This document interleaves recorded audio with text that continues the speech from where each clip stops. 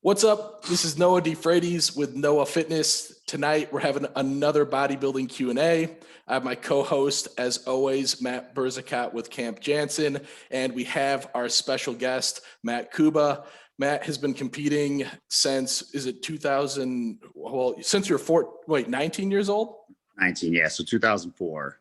2004, and rose through the ranks, became an IFBB pro in 2017, and has been competing ever since. Just super excited to have you aboard and to help us answer some questions. I've followed Matt Kouba for a long time now, and he's really been the person that's shown to stick with this sport. It took him, over a decade to achieve his pro status.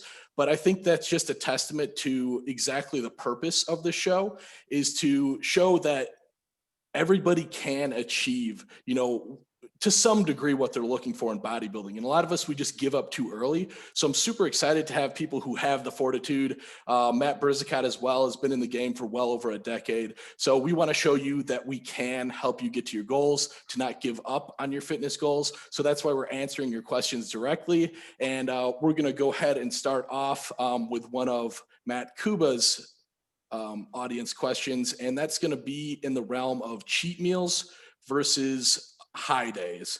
So the question is cheat meals versus high day, when and why? And for whoever wants to go ahead and take this one, just go ahead and define what a cheat meal is and what a high day is. Well, I guess Kouba, go ahead. Yeah, go ahead. Well, you'll probably hear me say this a lot, but a lot of times I always say that nothing is really black and white. And so I always kind of say that it depends as far as whether I would incorporate a cheat meal or a high day. But a cheat meal, first of all, would be just like a calorically dense meal. A typical one is like a burger, fries, maybe a small dessert. You never want to completely over binge or, not often. So it's just a higher calorie dense meal, and a high day would be a day where you incorporate, more carbs than you would normally include in your base diet over the course of the entire day. And going back to what I said, that I think it just kind of depends. It depends on the individual. It depends on their metabolism, how lean they are. So I actually would include more higher days or more frequent higher days, like the leaner somebody gets.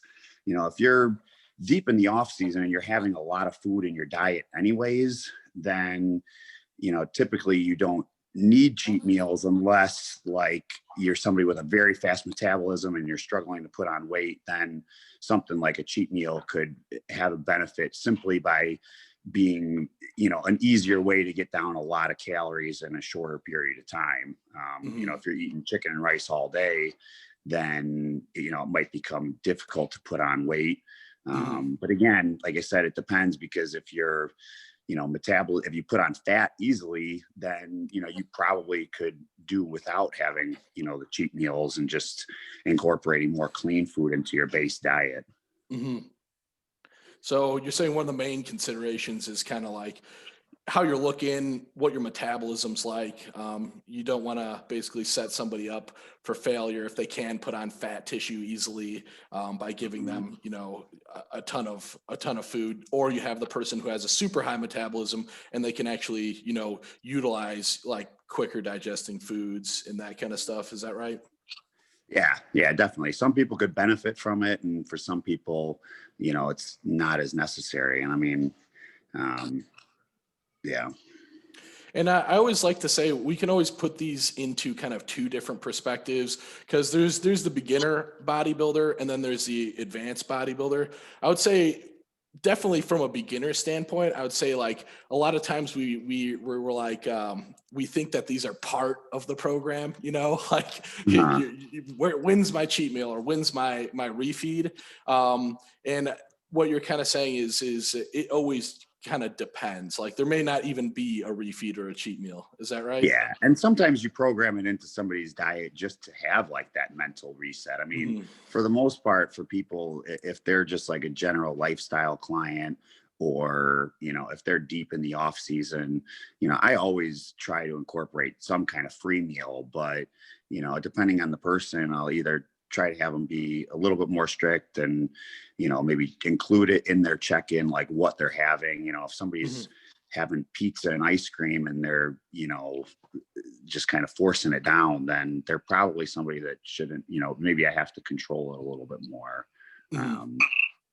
But yeah, Cool. for a lot of people, you know, as long as they're like reasonable with it, you should be able to keep something in, you know, because it's not realistic to, I mean, I remember when I first started getting into competing, I mean, I think I went over like a year and a half without ever having a single cheat meal. And you know, but I mean, I'm extreme, and that was just my mindset at the time. And but it's certainly not necessary. That's how you get to be so in shape. You can suffer. I guess, You yeah. get the suffering down early on. Awesome. Yep. Matt Berzicott, any thoughts on cheat meals versus high days, and when to put them in and why? Did you notice what his answer was at the very beginning? What? The same. It depends. Of course, that is the answer. That's but, my answer to every. Dive in. That's my answer to every question. There you go. But okay, everything that he just said, I agree with. So I guess I'll just expand on it a little more. I don't think physiologically there's really ever a reason for a cheat meal. I think if we're talking purely from a physiological standpoint, a high day is always a better option, in my opinion. Like he said, unless if you have like a normal, like a lifestyle client that maybe just, you know, needs something to look forward to during the week or something like that. I'm not putting, you know, soccer moms on I'm not scheduling high days in for soccer moms to like top off their glycogen. But you know, if you tell them, yeah, you can have a free meal on a Saturday with your husband and your kids, then that's a big deal to them. But if we're talking about bodybuilders, competitive bodybuilders specifically, I would go the route of a high day in a prep setting always, unless someone, like Matt said, is so super lean and has such a crazy metabolism that you have to just throw junk food in, just because it is calorically just much easier to get that stuff down. And sometimes, like close to a show, that type of food, even though on paper you think you could like do the same thing with clean food and adding salt to it and whatnot, it's just, you just can't for some reason. It just hits different. And there's scenarios like that where you might have to use a cheat meal. I use them pretty much every day in the off season, just because Matt said, like, for me, I'm not a big eater anyways. So it's hard for me to get enough food in from just chicken, rice, and steak and rice. So I'll usually have like one free meal in every night, and I do it at night, my last meal. So that way, when I'm done eating, I just go to sleep, and then I can start the next day over again fresh. And also too, I won't feel if you're eating shit, like, because if you're eating shit in the daytime or morning, like, you don't even want to train. Like, I want to feel good to go train. So keep it clean in the day. I'll eat some junk at night if I need to. And those would be really only times I would prefer a cheat meal over high days. And like Matt said too, you use more high days the leaner somebody gets typically as well. So yeah, it depends on those two things. Perfect. And you just got to know, you have to know your client too, because like you said, some people can't handle a cheat meal because they'll just go off the fucking rails and just start eating everything and they can't stop. So if you know you have someone like that, it's probably best to just go with high days. I'm guilty for destroying myself on cheat meals, so that's an awesome point there. Matt Kouba, did you have something you were about to say there? Well, I was just kind of agreeing with what he said, that, I mean, I like to do it at night as well, like when I do a cheat meal, because it's very hard to go back to eating like chicken and like rice when you add like a calorically dense meal. And then, so yeah, you just kind of start the next day fresh. And also when he was saying that, like with some people, like when they're deep in prep and they're very lean and you almost need like a cheat meal, you know, it kind of hits different. Like he was saying, like with some of those people, like, and I know what I've done is you do a high day and a cheat meal. So like, you know, I might have 3 Yeah. meals that are Yes. higher carbs and then also a cheat meal like at the end of the day. So yeah. Cool. So what I'm starting Yeah, to get, I forgot to. I was gonna say it. there's a little bit of a lag. Sorry, I was saying. But Yeah, I was gonna say the same thing. cool. Yeah. So what I'm getting is really a big difference between a cheat meal and a high day is the cheat meal is more, it's less regulated. So, you know, depending on what your goals are, obviously a calculated high day is going to be a little more controlled than a cheat meal. However, if you have the right parameters, a cheat meal makes sense. You know, if you're crazy lean, you don't have a high margin for error, or you don't have like a serious contest prep, I think that those are good reasons to just go cheat meal. Even to just have a mental break like you guys are talking about. And then also, of course, whether you're cutting or whether you're trying to gain some mass, a cheat meal is going to kind of be a little bit different as well. Just like Matt's talking about, or Matt Berzicat is talking about, if you're trying to put on weight and you can barely eat chicken and rice, it doesn't make much sense to try to just force down more chicken and rice. You're probably going to end up, you know, having some sort of, you know, feeling sick, etc.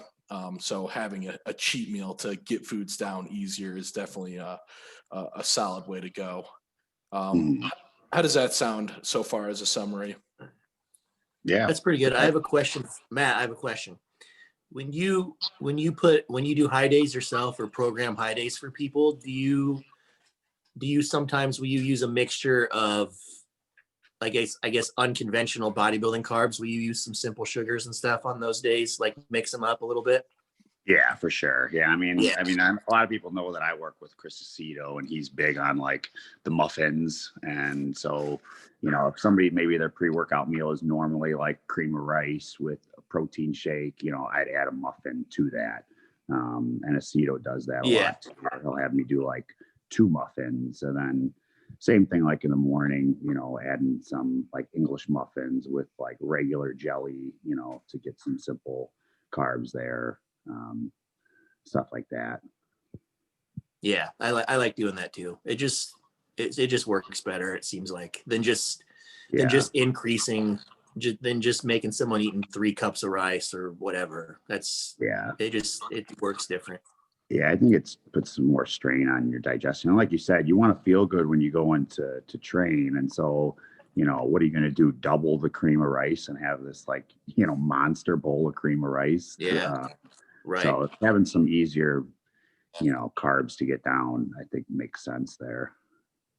And I'm going to have to make a quick side note on where I need to give credit where credit's due. A lot of people have seen me fry my muffins on a frying pan, and that is for your man here, Matt Kouba, brought me that awesome tip. Have you ever seen Matt Berzicat? Have you ever seen Matt do that? He literally fries the muffins on a frying pan. So where'd you learn that? I need to know. You know, actually, I think I picked that up from Dusty Hanshaw. I think I saw him do that, and then I started doing it. But it's one of those things that like I only do stuff like that. There's certain things that you do when you're like deep in prep, when you're like really hungry, that you really take the time to like do it. If I'm like, you know, not that hungry, I would never take the time to do that. But like when you're in prep, you like cherish like every bite of food. And when you get like a high day with the muffins, oh my God, I'm like so particular about it. And yeah, it's funny. I'm telling you, it's genius. I've never gotten more attraction to a Instagram story than when I showed frying the muffins. Yeah. What does that? Everybody, like, their world was just flipped upside down. So yeah, it's just like, it's instead of putting it in the microwave to warm it up, it gives it like a little bit of a toasted kind of crunch, and so it tastes like fresh baked. So that's good. Awesome. Yeah, if you need any muffin questions answered, Matt Kouba is a connoisseur. He knows exactly when they're in stock at Panera, what seasonal muffins are in, and you can tell me if I'm lying, but I think this is pretty accurate. Oh yeah, no, that's accurate. Yeah, that's awesome. So yeah, we for anybody who's been in the bodybuilding community, you know that Chris Aceto's I guess quick carb of choice is definitely the muffin, the magic muffin. Cool. Any last questions or comments on what we just talked about on cheat meal versus high day? Or are we good there? I think we pretty much I covered. think we covered. Cool. Yeah, I think we covered that one. Great. This next question, I think, is a super awesome question. It's one of the most common questions I get. I even struggle with it, so I'm very curious to what you guys think is how to not get fat while putting on muscle. And I'm going to put some caveats in there. It basically, should you not get fat? I mean, is there a reason to get a little bit fat? How lean should you stay? So whoever wants to take that away is like, what's your, basically to simplify this question is, what's say your optimal approach to building lean tissue without getting substantially fat? You want to go first on this one, Matt? Yeah, I guess we'll just alternate. I kind of answered this before a few weeks ago, but if you're somebody that gains fat easier, like me, myself, I don't have to worry about that. The more food that I can shovel in my mouth, the more I just grow. And my body fat, we all have a body fat set point that we're just kind of naturally comfortable being around. Mine is like 10%, and it just doesn't go above that no matter what I do. So if you're someone like me, I don't have to worry about it. But if you're someone whose body fat set point is higher than that, like 15%, 20%, and you get fat easily, it's definitely something you have to consider. And for those people, you have to treat your, I guess if you're a competitor, you have to treat your off season just like you do a prep. Like there's not really any room for any leeway. You have to be meticulous all the time. If you're somebody that doesn't compete, you have to be the same way. If that's what your goal is. With that being said, there's no way to like be 4% body fat and then just continually gain muscle and stay at 4% body fat. That's not human. That's not possible. So anybody that thinks that there's some formula to just gain this infinite amount of muscle while being super shredded, get that out of your mind. You're going to be whatever your challenge or your goal is, to kind of stay at whatever your set point is and grow from there and just kind of stay there. And besides being meticulous, like paying attention to what you're doing and really paying attention to your nutrient timing, you got to be, I guess, methodical about where you're putting your carbohydrates, where you're putting them at throughout your day. Maybe you have more on harder training, bigger body part days. Maybe you have less on rest days. Maybe you have none on rest days. You have to do stuff like that. You just kind of have to be very methodical about it. Besides that, I don't know. What do you think, Matt? No, I mean, I agree with everything that you said there. I think if you're trying to Kouba? put on muscle. Yeah. Hello? You're good. Okay. Yeah, I was just going to say that I agree with everything that Matt said. And I think that if you're trying to put on muscle, you have to just understand that you're going to put on some body fat, especially if you're trying to put on like the maximum amount of muscle that you can. Like he said, it's like lean is, it's like strength almost. It's relative to the person. Like some people's set point is just being leaner. Some people's set point might be 7%, and they're just, could hang out at that body fat percentage, more, and some people's is higher. And I think, you can, that's why I think with a lot of competitors, like, I think when you've dieted down and been, really lean, from my experience, most competitors set point is like below 12%, like Matt was saying, like around 10. I just think that when you've taken your body to like such extreme levels, I think it's just easier to hold on to, being that lean. So like for me, I think that like 10 to 12% is like a good body fat percentage to grow. I think that for most people, that's like ideal. I think when you start getting, much higher than that, then your insulin sensitivity is different. Your body doesn't utilize carbs as efficiently. And it just kind of, doesn't work well. So cool. Awesome answer. My next question for you guys then is, well, say you have somebody or it's yourself that just gets too fat. Like, what's the protocol? And we're talking about in a muscle gaining phase. So like, what do you do? If I got too fat, would I just keep going, or do I have a specific protocol to get lean enough, then come back up? Or would I be sacrificing gains if I did, start leaning down again? What approach do you guys typically take on that, if that makes sense? Yeah, well, I wouldn't say that you're sacrificing gains in that situation, because like I said before, you kind of need to get your body back down, to a better body fat percentage in order to grow. I think like if you're up around 15% or above and you've pushed it to that, then bringing it down some, makes sense. And will you be sacrificing gains? I mean, in the short term, yeah, but you have to look at bodybuilding from a long-term standpoint. And, I think sometimes that, like they say, one step back is two steps forward. And so sometimes I think that applies in this case. So what would you do necessarily to get somebody back to, say they got up to 17%? What would you do? Just kind of diet them down like a normal bodybuilding show? Would you add cardio? Yeah. It would be an addition of cardio. I mean, I like adding some high intensity cardio, even if it's not necessarily like sprints. It's like, you do hard cardio, or like as hard as you can for like 2 minutes, and then steady state for 3 minutes, and kind of alternate like that. Getting some higher intensity portions mixed in there. So I'm not a fan of running. So you would do either just crank up the incline and go a little bit faster. So like, brisk walk, or if you're doing like the Stairmaster, that would be an option. And then bringing down calories some.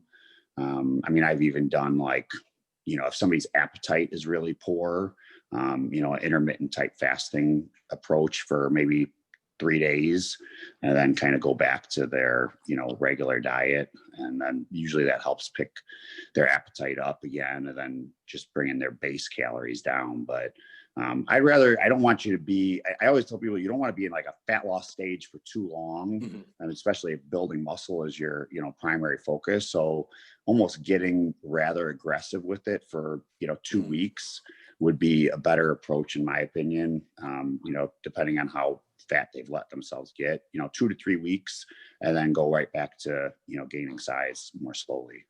Awesome. Killer answer. Matt Berzicat, what would you say? Since you're helping me out here, what if I got too fat? What do we do?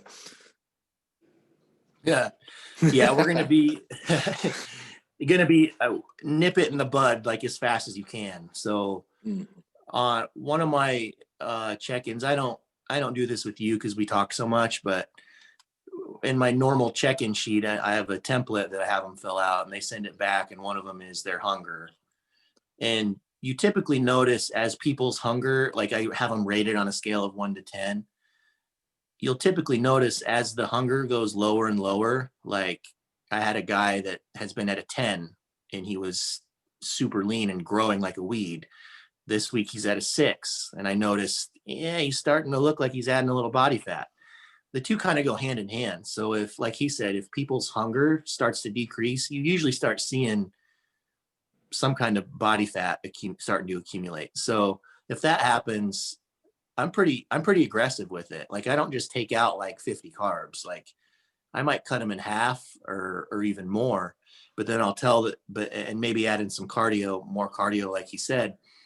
But I'll tell the people I want them in that phase, like for the least amount of time possible. So let me know after you have a full day on average. So a day goes by where you're your hunger is like an 8 or a 9 again, like for the whole day overall, not for like one meal. And however many days that takes, I'll kind of go by that. Unless the person is just, you know, grossly overweight, which if you're working with a coach, you should never you should never just all of a sudden 1 week be super fat. That's why I use more of the hunger for some people that I'm working with in the off season as a gauge to make my changes versus like seeing things visually, because you're not going to see like a whole lot visually week to week in like an off season setting as far as body fat goes, unless somebody just completely goes off the rails. So Cool. using the hunger scale, I think works well for that. And as soon as you see the hunger dip down, yeah, go on, just cut the food back for how the shortest amount of days possible. And then you just go right back into it. Cool.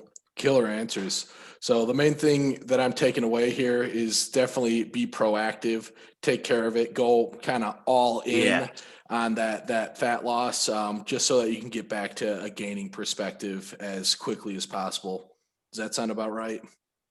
Yeah, exactly. Cool. Any other comments about gaining muscle without getting too fat? No, I think, I mean, like he said, if you're working with a coach, then I think that, they should be keeping an eye on that. And if you're in communication, then just staying on top of it and being proactive about it. Cool.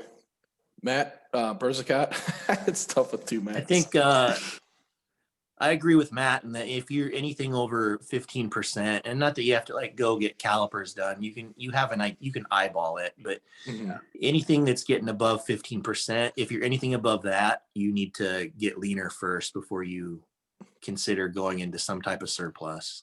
Cool. I think that's a good guide for people to go by for sure.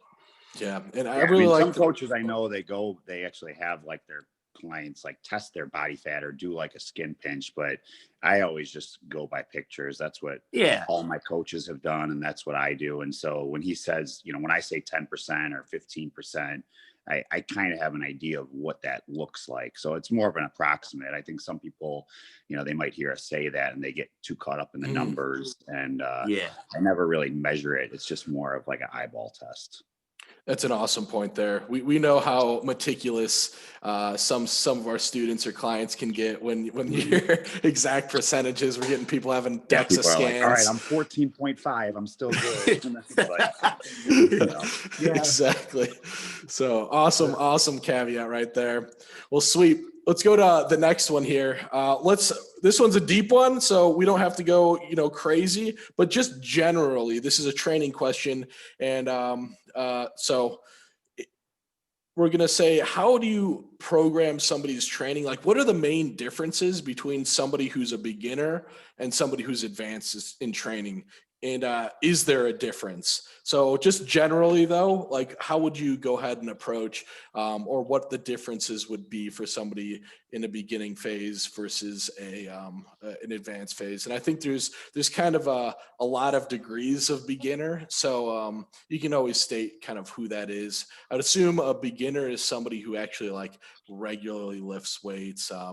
They're trying to diet, somebody getting into bodybuilding territory, but just are still novices. And then of course, advanced is people who have like probably competitors. We'll just say advanced are people who are actively competing. Does that work? Yeah. I mean, I think that there's so many different types of training programs that can potentially work. And I mean, I think if you look at, whether it's the highest level bodybuilder or, a beginner that's made good improvements, you could see, significant differences in how their training is outlined or whatever, or, some people just train instinctually. I always really hammer home with everybody that like the keys are, your form, and then then kind of your mind muscle connection, which is kind of tied in with that. So like having a good connection to the movements that you're doing, and then a high level of intensity. So when I give guidelines, I more just give guidelines, and I will get more specific with it if I feel like it's needed or if they push me for it.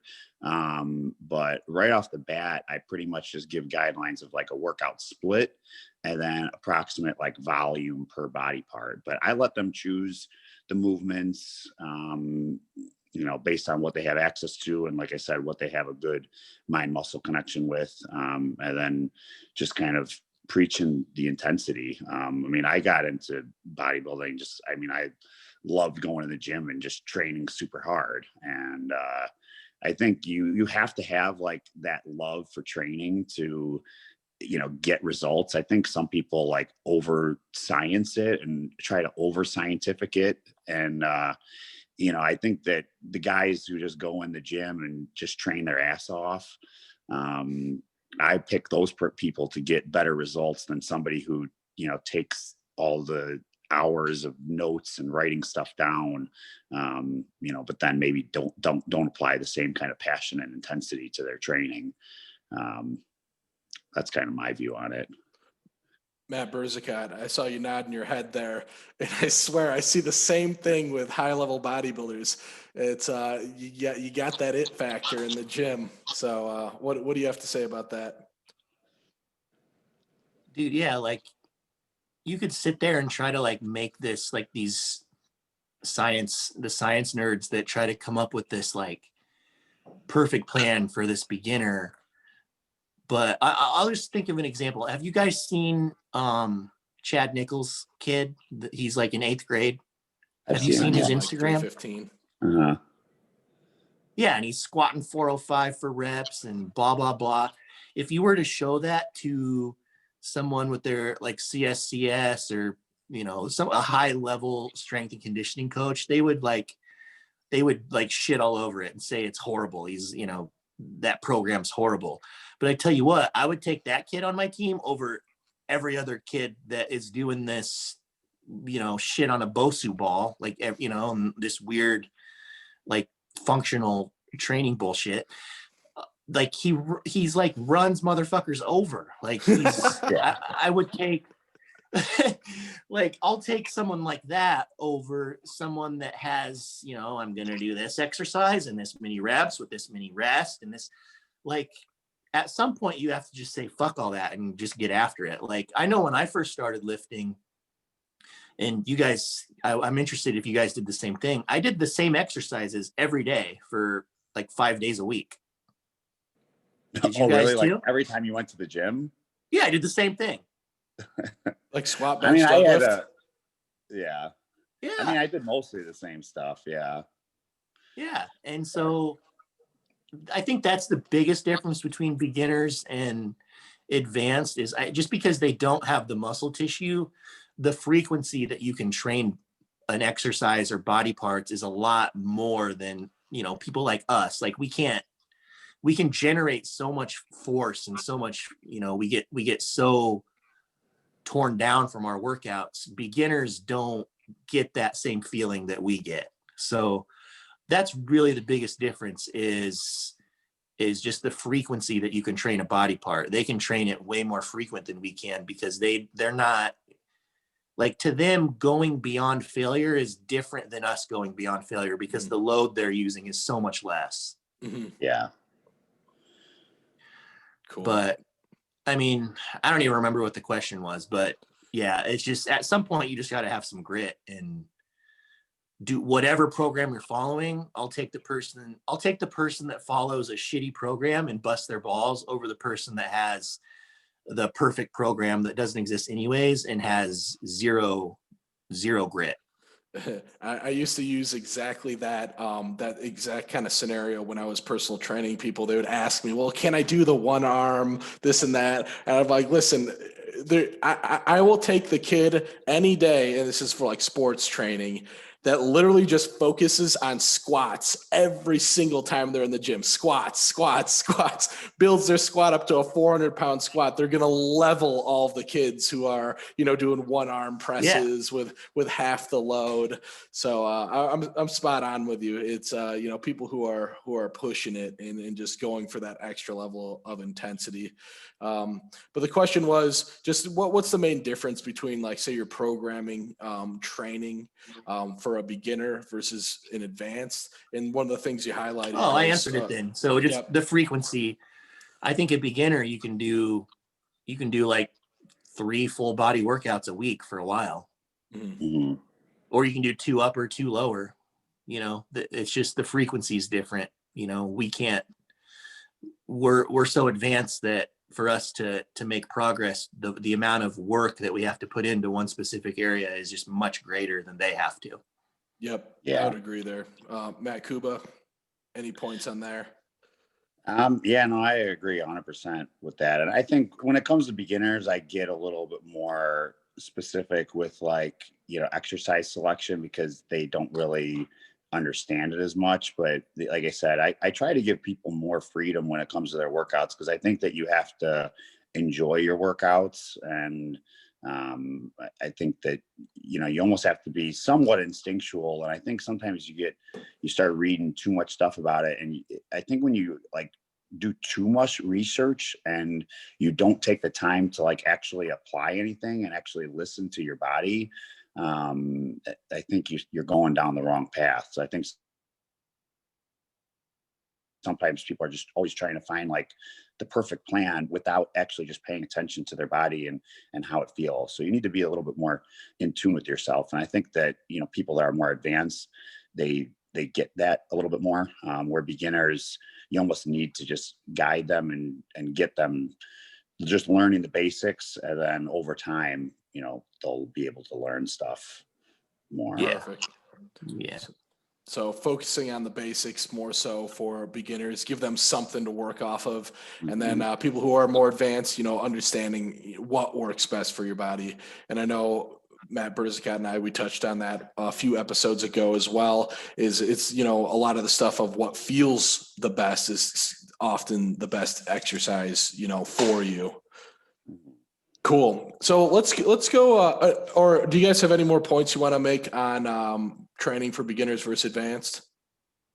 No, not really. I mean, one of my main, like, clients that I've been working with online for a long time, Nate Epler, like, he's, he does his own training. I mean, I don't really give him any direction because he's growing like a weed and he's very balanced. And, he got his pro card. He won the heavyweight at USA's in 2018 or 19.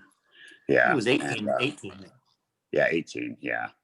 And so, yeah, he's, improving a ton. And I don't really do much with his workouts at all because I know that he trains hard and that he trains focused, and, it kind of just works itself out. So I pretty much handle his nutrition and cardio. But when it comes to workouts, I'll ask him how his workouts are feeling. But as far as, like, giving him specific exercises, like, I would consider him somebody that's advanced. Obviously, he's got, his pro card and he's been competing for a few years. But yeah. So a lot of people in the advanced category typically have that step down already, understanding how to work out. I know that that's something I'm kind of used to working with a few coaches I've worked with is, sometimes you don't even get training. It's already assumed. So that makes sense to that degree, for sure, is that, something's working. Yeah. Cool. Let's do one last question here. And I think this question is going to be really nice to end on because it's going to be kind of more personal for you guys. This question is, what would you say was the biggest game changer for you? Was there something that was just like, that really took you to the next level? I know, Matt, Kouba, you were competing for a while as an amateur, and then kind of at the tail end, I don't know if it was just time, but you kind of blew through the ranks after you won that overall. Was there something that clicked? Also, Matt Berzicat, I mean, was there something that like was there anything that was a game changer that took you from like, just normal bodybuilder to, potential pro, or, does that make sense? Yeah. Mhm. For me, it was conditioning. So I always had trouble getting in shape. And for me, the game changer for me is when the first time I finally got in good shape was just realizing to ignore any feelings that I had, any urges that I had to eat, any mind tricks that my mind was playing with me, that I'm flat. You just have to, as soon as I learned to just tune all of that out and just do what I'm supposed to do, no matter how I feel. I think that's when things turned around for me, because I never was in really good shape until 2012. And after you do it once and you get on stage and everything goes great, you're like, and then you look at yourself and you're like, oh, holy shit, I was in shape. Then you got that figured out. There's a certain amount of there's no way around it. Mentally, there's a certain amount of suffering that has to take place. You just don't know really what the right amount is until you do it once. So that was the biggest game changer for me. So how'd you get past that though? Like what did it take to like finally be like, I'm not going to listen to myself? Were you using somebody else to listen to, or were you just did you outline like some rules? Like how did you actually stick to it? No, I had someone helping me. I'm not even going to say his name now because it's not worth mentioning, but I just put my faith. I just said, I'm just going to do whatever you tell me to do. And I don't care what I think. I just took myself completely out of it. I just let him take over. So would you say that's an argument for having kind of a coach, somebody that you can really take your own especially thoughts? if you've never been in shape before. Yeah. Gotcha. If you've never been in shape before, you can't give feedback. Your feedback is irrelevant. I agree there. You have to practice what you preach. And I'm 100%. The only time I got in shape was just hiring a coach, because I was worse than anybody at it. I'd feel my sleeves get a little loose and I would quit. It's like, this diet sucks. I'm getting small. So, yeah, because you don't know. I mean, you don't know what you don't know. So 100%. So get somebody else to think for you. Yeah. Matt Kouba, what was the game changer for you? Was there something that was just like that brought you to the next level, that was like the clicking, or was it just time, just gritting through it? What would you say that is? I mean, I think we were talking even, I think before you started recording, how like one of the things about me is that like I just really like love the process of bodybuilding. And I think I did my first show and it was just kind of like, I was 19 years old and I just thought it would be cool, like, oh, I'm going to be a bodybuilder. And like I took like fifth in I was like near the top of the middleweights at my first show. And I mean, being as tall as I looked like really skinny. But I improved, and it was just kind of like every time I competed, it was just about improving and getting better and getting a little bit bigger. And I mean, I spaced out my show. It was like about every year or year and a half, but I never went more than a year and a half without competing ever since 2004. And the last few years it's been more frequent. But I would say if there was like a moment like that was a game changer, I mean, it would probably be I almost didn't think about it because I was trying to think about it while Matt was talking, but I would have to say the same thing. I mean, the first time that I was in like crazy good shape was when I won the overall at the Illinois State in 2015. And I'll never forget that prep. I mean, there was like so many things. Like, number one, I was working with Shelby Starnes. And if anybody knows Shelby Starnes, he's like big on like no carbs. And I mean, I was following a ketogenic diet. I mean, no carbs. Every once in a while we would do like a higher carb day, but there was no cheat meals my whole prep. I mean, I think I was doing upwards of 2 hours of cardio a day.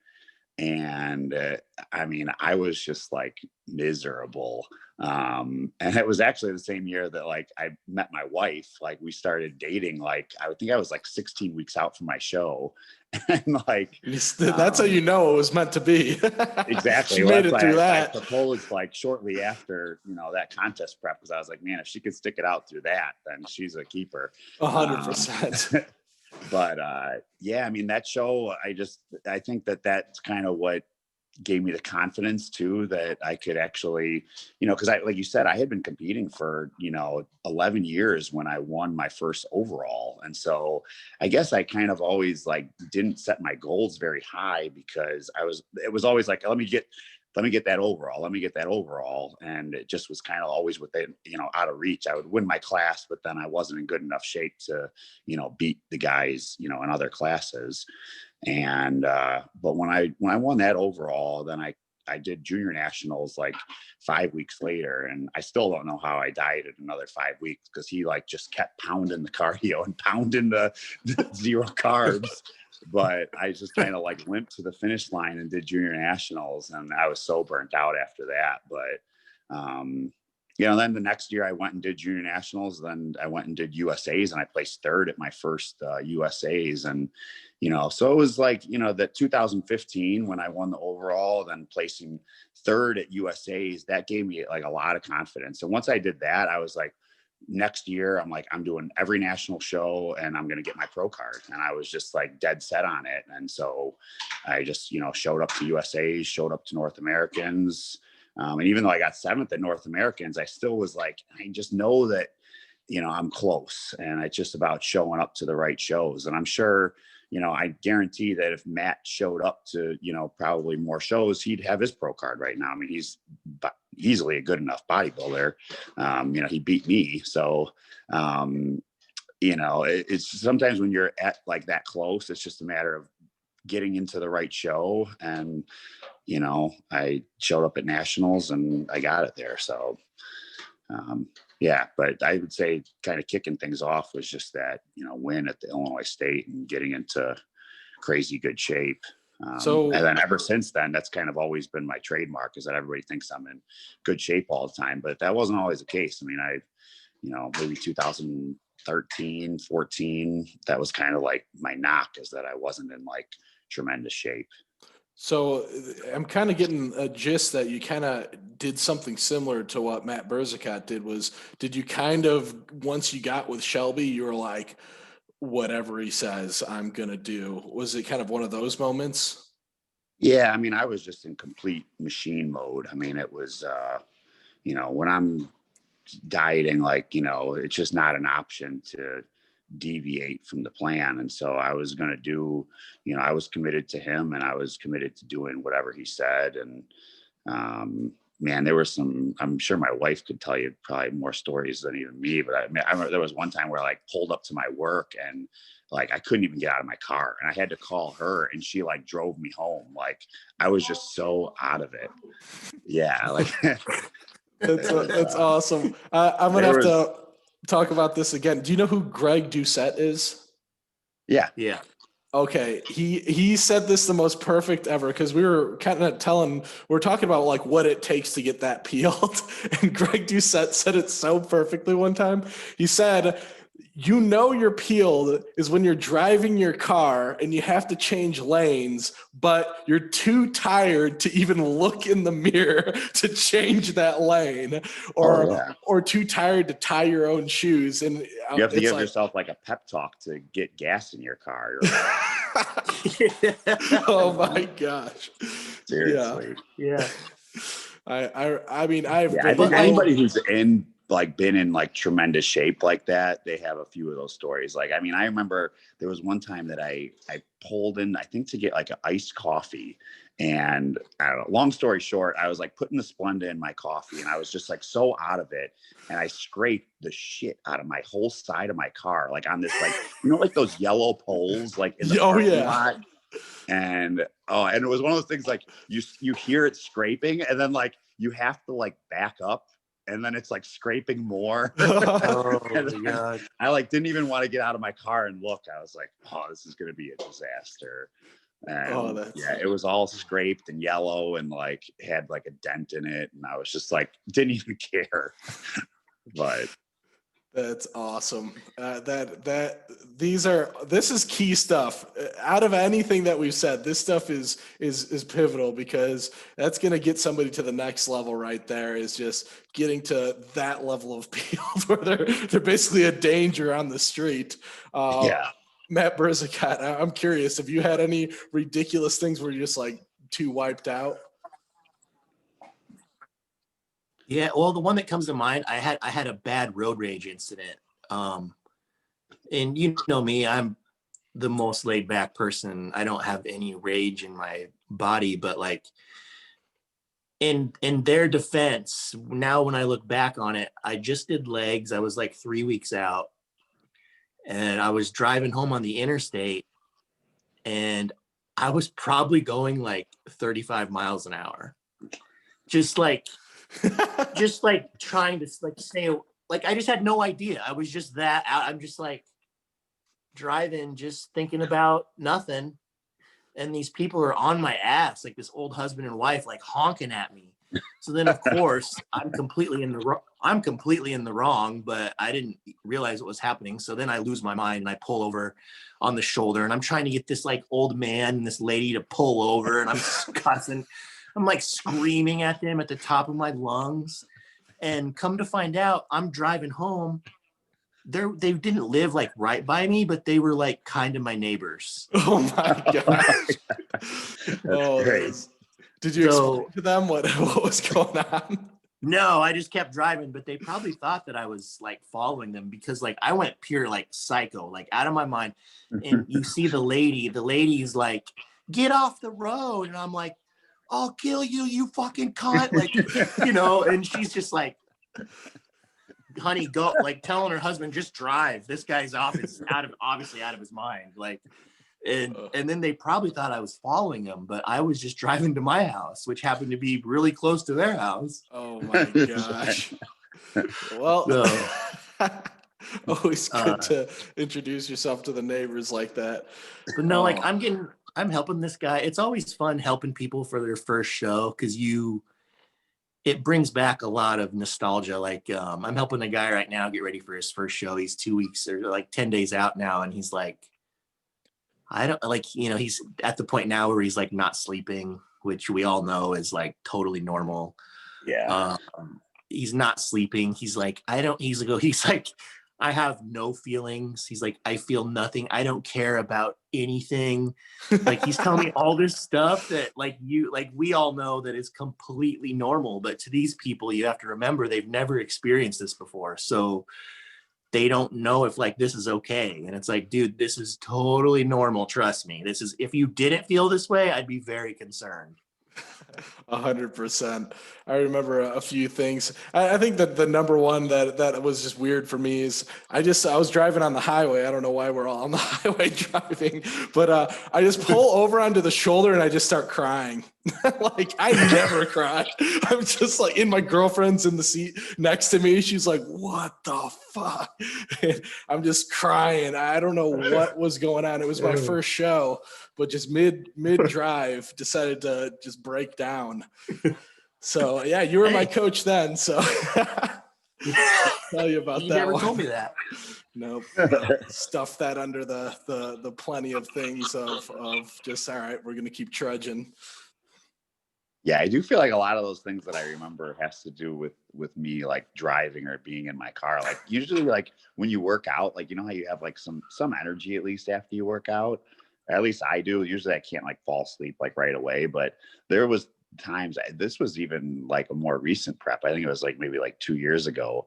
And there was like in the same week, I like told my wife, I was like, I'm going to lay, like I got in the parking lot after I was done working out. I'm like, I'm going to lay down in my car. I'm like, if you don't hear from me in like an hour, I'm like, come find me because I'm just sleeping in my car.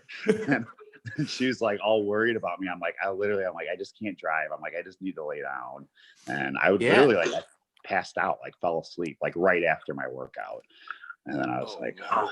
I've fallen asleep during workouts before. Yeah. Like in between sets. In 2015, that's pretty much where I was. I do remember like leaning against the wall to like stay standing. Like, but like you said, I almost think that like the very first time that you get in shape like that, like I think it's the worst. I think it's I don't know. That one prep, I'll never forget it. And maybe it was just because the 0 carbs and the 2 hours of cardio, but I was just like dead. Hey, so then after that, were you like, there's got to be a better way to do this? Is that why you went to someone else? Pretty much. Pretty much. Yeah. Yeah. But actually, Aceto was the next guy that I worked with then. And actually, it's funny. I look back at my email, and I think I emailed him like for the first time in 2009, and he was like too busy, couldn't work with me. I think I emailed him again in like 2012. Too busy, couldn't work with me. I emailed him before I started prep in 2015, and he still couldn't work with me. And then I emailed him again, and he's like, "Oh yeah, I remember you." And then like he finally, took me on and started working with me. But I had to email him like 4 or 5 times over several years before I started working with him. Yeah, I used to email him too several times. I told this to Noah last time. We were talking about peak week, and I used to be that guy that was like, oh man, something must have went wrong in my peak week. Right. And I'm like, there's no way I should, not be doing this good. Like something happened. So I send my pictures to Aceto. I'm like, here's me a week out. And then here's me on stage. I'm like, what do you think happened? And he goes, nothing. He's like, you look the exact same in both photos. I'm like, oh, he's like, you just weren't ready. And I'm like, oh. So like, that's definitely something he's the first person to like, yeah, he's the first person to tell me that. And I had emailed him a few other times and just asked him questions. And yeah, you have to be very persistent if you want to work with him, or you have to have a referral. Like someone's got to vouch for you. Cause I asked him to help me before, and his answer was, I don't think I can help you very much. And like, that was it. I feel like that's something you would say. Yeah. And then, and I was kind of, guys, one time I was kind of like, cause I love Chris Aceto. Like he's been one of my idols for a long time. And it was after I got second the first time at the USA's in 2013. Dave Palumbo and him on Heavy Muscle Radio, Dave brought me up. He's like, I think Berzikat's a future star in the IFBB. And Aceto was like, he's like, I don't know about future star. He's okay. And I was like, I was crushed. Oh man. I was crushed. Yeah. I was crushed. So, I've never talked to that asshole since. Yeah. Oh, that's so funny. Yeah, he's got a funny way with saying things and putting things. No, I still love him. I still love him. If I were to ever work with anybody else other than Matt, than Jansen right now, it would be him for sure. Yeah. Yeah. There was one thing before I forget, Matt, there was one thing you said that I wanted to bring up. You said you competed at least once a year, every year since 2004. Yeah, at least I think the longest I went was 1.5 years between shows. But I think that more people should do that. I think that I think that's the right formula. Even for people, unless I think someone that, however, ironically, I think you're someone that could get away with not doing that because you're so structured all the time anyways.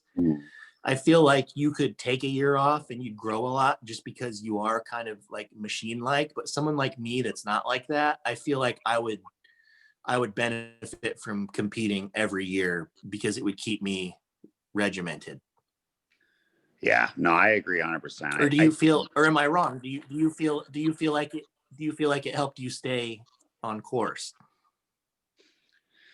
I mean, I love competing and I love the structure, and I feel like I improve when I'm even in prep like that. I mean, I feel like when I get in like too long of an off season, it becomes, I still stay structured, but you just don't have like that sense of urgency. And there's something about having that sense of urgency that I think creates like, it just takes you to a new level, like mentally. And I think by competing, once a year, I think you should have enough time to, kind of focus on your health and focus on putting on, eating more food and growing, and then, going into prep and being fresh and, killing it.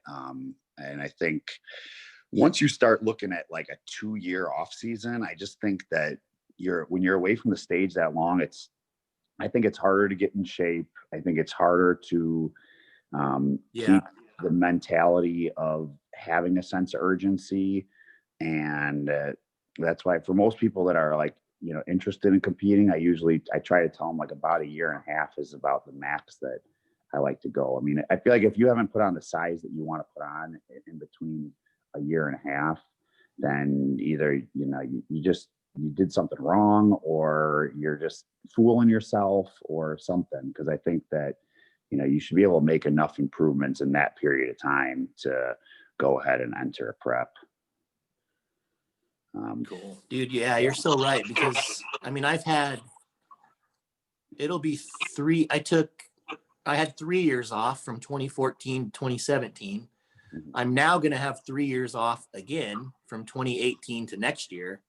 And it's very hard to have that sense of urgency and just to have that mindset, the mindset that you have to have, like, and I wasn't training during that time either. Like I wasn't doing anything. So that's even harder, because it's like, once you stop paying attention to your body, like I just completely stopped paying attention to anything. And then it's like, you get back into it and you like almost forget how to do it. Yeah. So that's a great reason alone. But another good reason I think it works so well once a year is if you take advantage of your rebound, you can almost make the same amount of progress in 2 months that you would in a 6-month off season. Do you agree? Oh, for sure.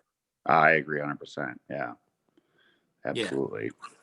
Yeah. Yeah, I'm glad you guys. I just wanted to bring that up because I thought that was really interesting, because I didn't know that. I didn't know you had competed every year since then. And I think I think more people should do that.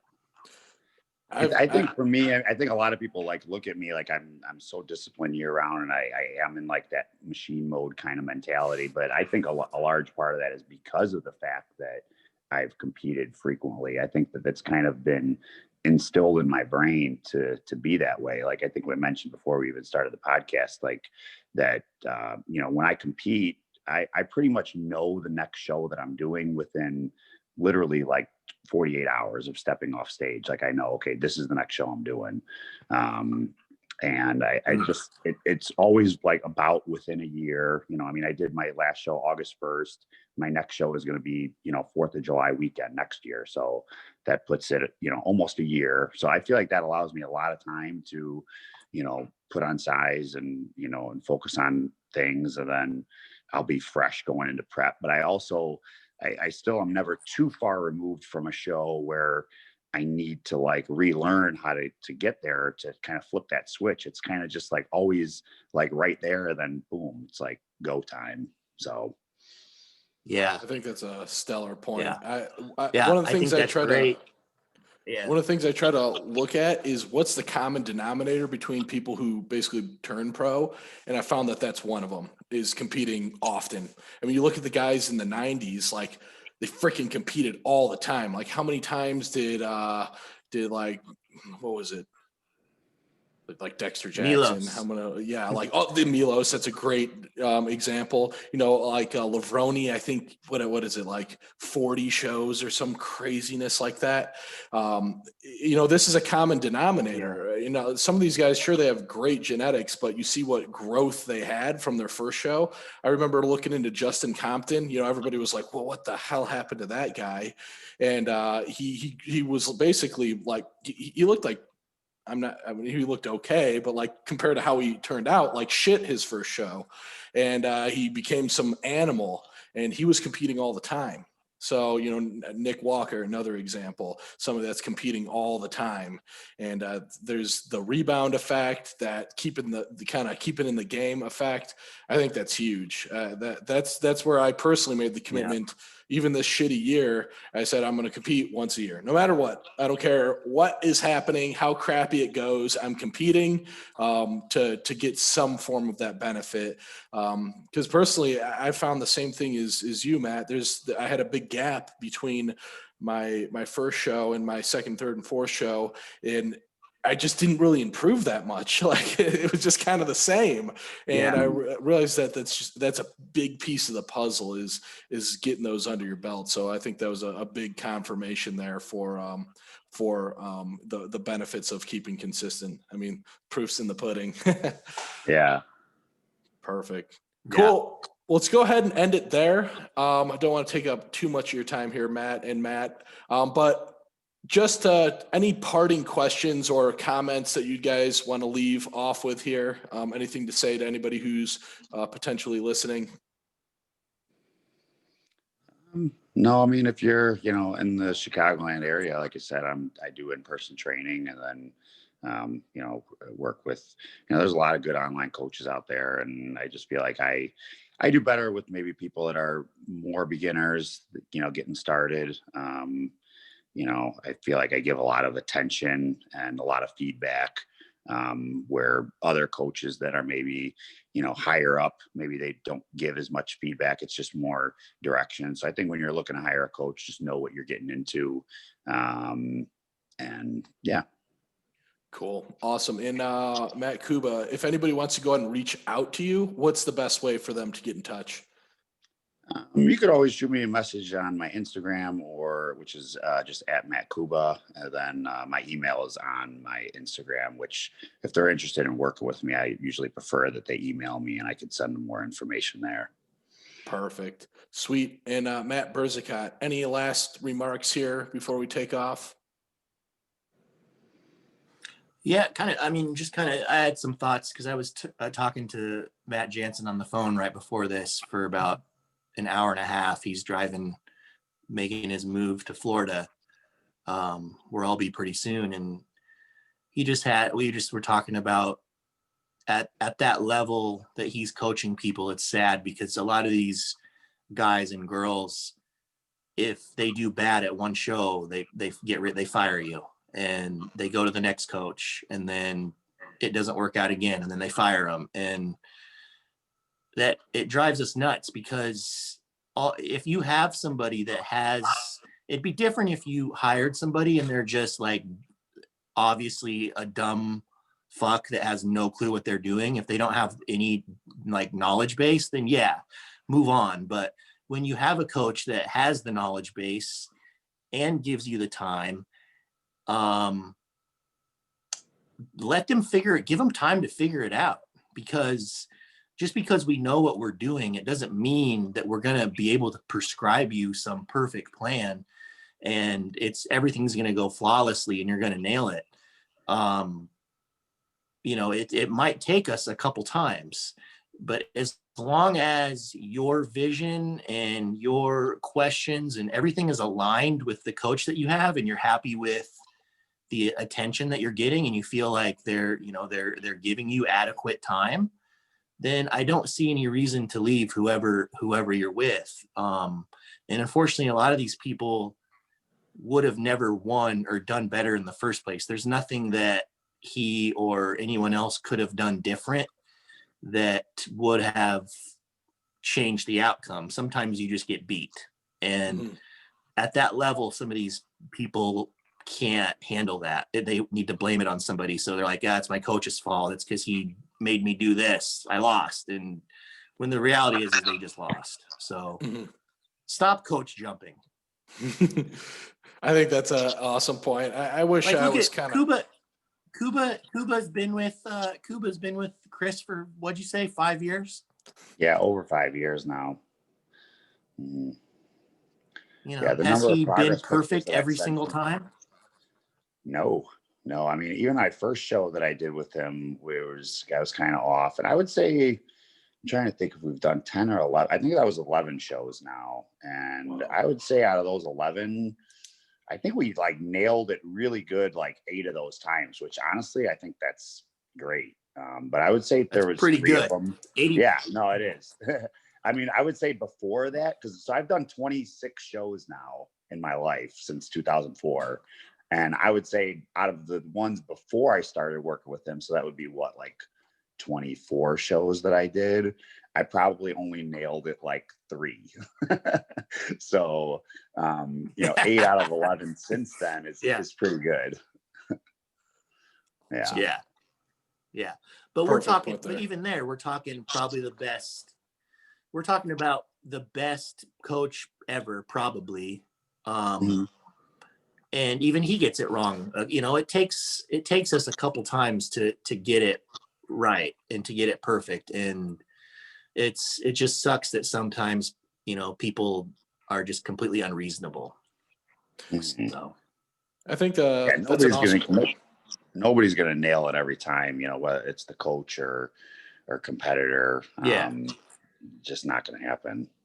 There's just so many factors. There's so many factors that go into it. And for whatever reason, competitors have a hard time being honest with themselves. And it's just like with anything in life. It's just easier to place the blame on someone else and then not have to face your own demons, I guess. But that's it. That's all that was on my mind.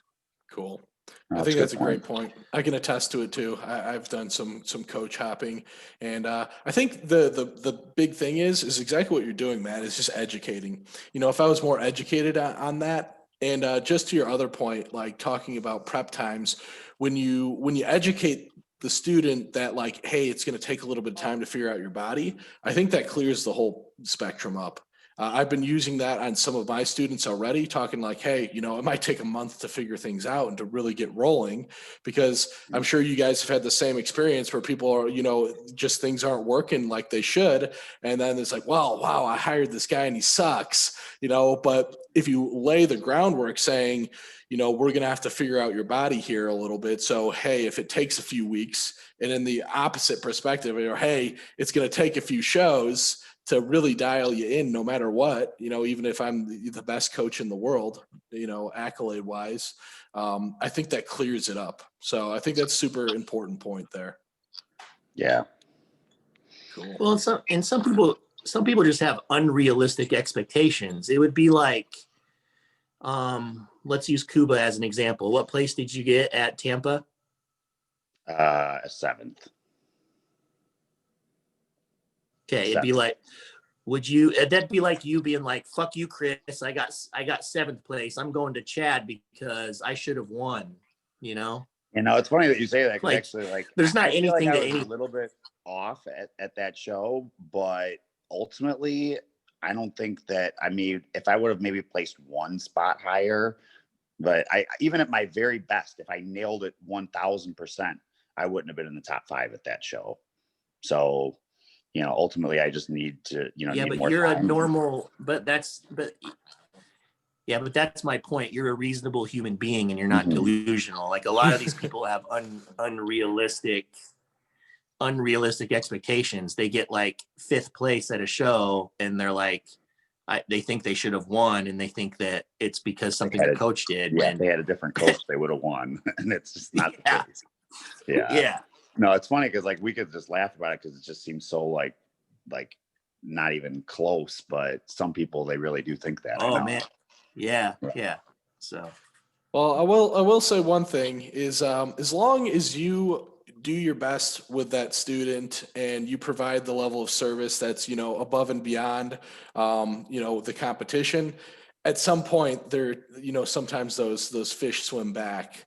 So I've seen that happen a lot. I mean, it's also nice working with some of the top coaches, because when you are coaching, you can have an idea of what level of service you're providing compared to these people. And you say, oh yeah, go ahead, check them out. And I'll see you in a few months. So that's always a benefit. As long as you're doing your job, you're providing a high level of service, it's only a matter of time before people realize, because you don't know until you know. Like, that's one thing I get kind of guffed on sometimes is I've worked with a lot of coaches. I was kind of that classic coach hopper, and I'm like, man, if only you knew what I was providing you here. Like, go over there and, you know, get that Microsoft Word, you know, just typed out and have an Excel sheet. You know, not to say that's any bad, but when you're talking about like nitpicking little things, it's like, well, you know, some guys are more old school. They have different approaches. Not to say that it's not effective. They're, you know, these are high level coaches for a reason. But if you're expecting luxury, you're not always going to find that. Yeah. Cool. Well, sweet. Let's go ahead. Oh yeah, Matt. If Berzakat, if anybody wants to reach out to you, how can they get connected to you?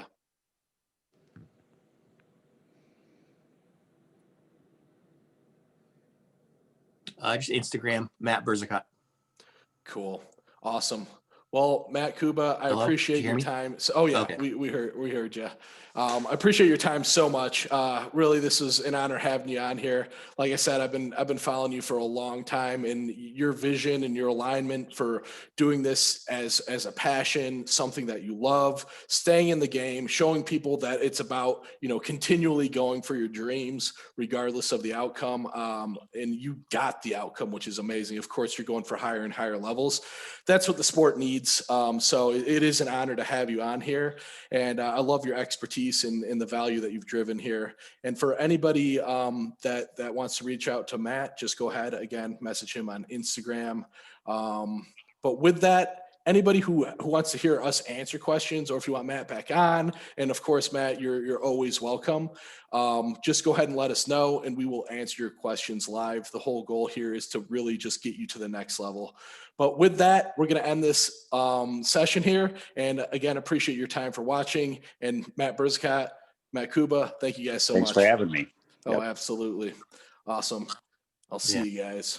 Thank you. We'll see you guys.